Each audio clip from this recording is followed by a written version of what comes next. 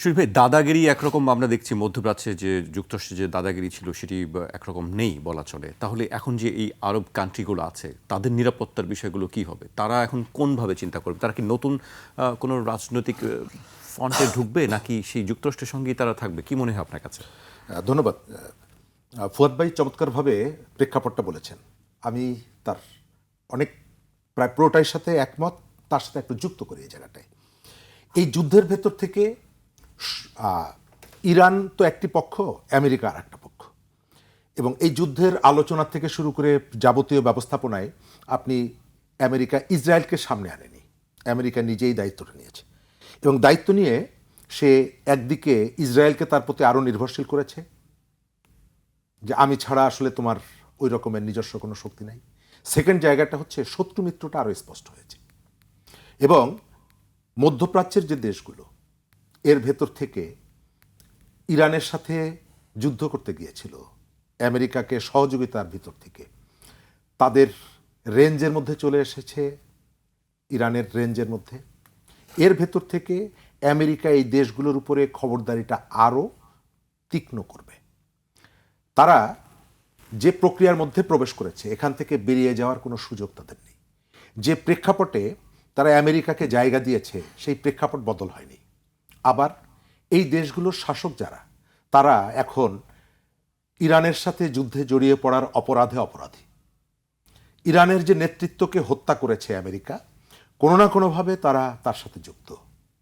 এবং আপনি দেখেছেন যে পাইলটকে উদ্ধার করার জন্য এসেছিল, আমেরিকার থেকে সরাসরি কিন্তু আসেনি।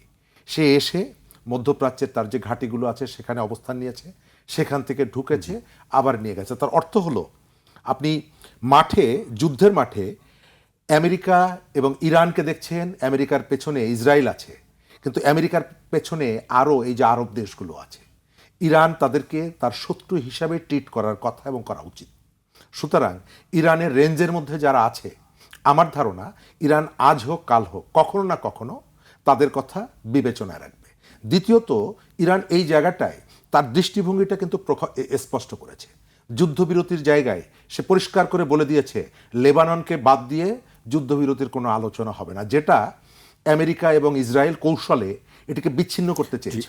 আলোচনায় যে 10টি পয়েন্ট ছিল তার মধ্যে অন্যতম একটি পয়েন্ট তো যে আসলে ঘাঁটিগুলো সরাতে হবে অবশ্যই সেটি এবং তারা খুব কৌশলে চেয়েছিল যে ইরান একদিকে চলে যাবে, ইরানের সাথে আলোচনা করবে এবং এই ফাঁকে তারা লেবাননকে আবার মাটির সাথে মিশিয়ে দেবে। কারণ ইসরায়েল এবং আমেরিকান ফোর্সকে চ্যালেঞ্জ করার একটা বড় জায়গা হচ্ছে, যেহেতু লেবানন থেকে চ্যালেঞ্জটা আসছে, সেই কারণে এই সুযোগে লেবাননকে একটা উচিত শিক্ষা দেওয়া।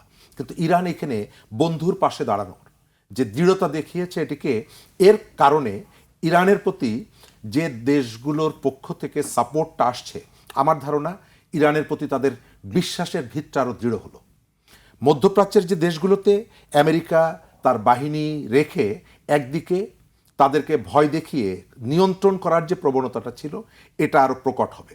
কারণ এই দেশগুলোর দুর্বলতা একদিকে জানা গেছে, ইরানের শত্রুর তালিকায় তারা খুব শক্তভাবে তাদের নামটা তুলে ধরেছে, আর এটিকে আমেরিকা হয়তো ভবিষ্যতে ব্যবহার করতে পারে। ট্রাম্প যে নতুন যে বক্তব্য তুলছে যে এর খরচ টরচ সব তোমাদেরকে দিতে হবে, আমার ধারণা আরবের এই যে লম্পট শাসক যারা, আরবের এই যে আমেরিকার পা চাটা শাসক যারা, তারা শেষ পর্যন্ত আমেরিকার ওই প্রস্তাবেও রাজি হয়ে যাবে যে ঠিক আছে, শুধু এখানে না, তোমার দেশের মধ্যেও যদি কিছু করতে হয় তোমার বাজেটে, মিলিটারি বাজেটে, সেখানেও প্রয়োজনে আমরা কতগুলো সাপোর্ট করবো, কারণ ওই বাজেট আছে বলেই তো তুমি এদেরকে রিক্রুট করো, এবং রিক্রুট করো বলেই তো তুমি আমাদের। ইরানও আজকে দেখলাম যে তাদের ক্ষতিপূরণ দাবি করেছে, তাদের এই পর্যন্ত যত ক্ষতি হয়েছে সেটি সেই ক্ষতিপূরণ দিতে হবে সেটি বলছে যুক্তরাষ্ট্রের কাছে। হ্যাঁ, এই দাবিটা তো উঠছে, এই দাবিটা যুক্তরাষ্ট্রের কাছে উঠছে, এবং যুক্তরাষ্ট্র তো আপনি যদি সে শক্তিশালী রাষ্ট্রটা না হতো, তার যে সামরিক শক্তি, সেই সামরিক শক্তির কারণে সে যদি এসে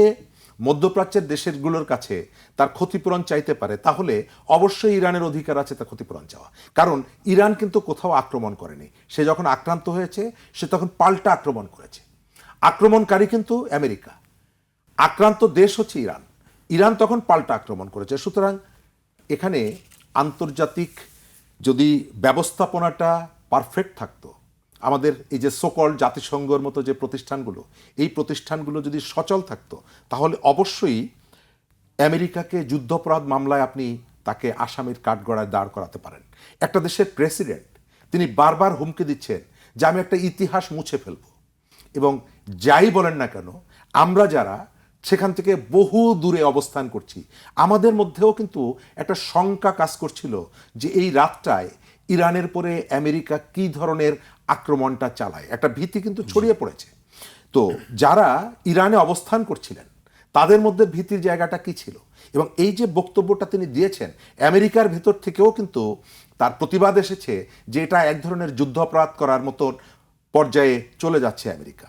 ট্রাম্পের ব্যক্তিগত আচার আচরণ নিয়ে আমার ধারণা যে তার সুস্থতা নিয়ে আমার প্রশ্ন আছে, কারণ একটা নাগরিক, আমরা তো তাদের দেশের সাধারণ নাগরিকদের সাথেও তো আমাদের মাঝে মধ্যে কথাবার্তা হয়, তারা কতগুলো বোধ নিয়ে বড় হয় এটা আমরা জানি, তাদের মধ্যে মিনিমাম কতগুলো বোধ আছে তাদের সাথে কথা বললে এগুলো বোঝা যায়। কিন্তু সেই দেশটির প্রেসিডেন্ট একবার উন্মাদের মতন আচরণ করছে, সকালে এক কথা বলছে বিকালে এক কথা বলছে, তার মানে স্টেট পলিসি, তার যে রাজনীতি সেই রাজনীতির ধার কাছে নাই, একে হুমকি দিচ্ছে। গতকালকে দেখলাম সে মোদিকে ফোন করে বলেছে আই লাভ ইউ।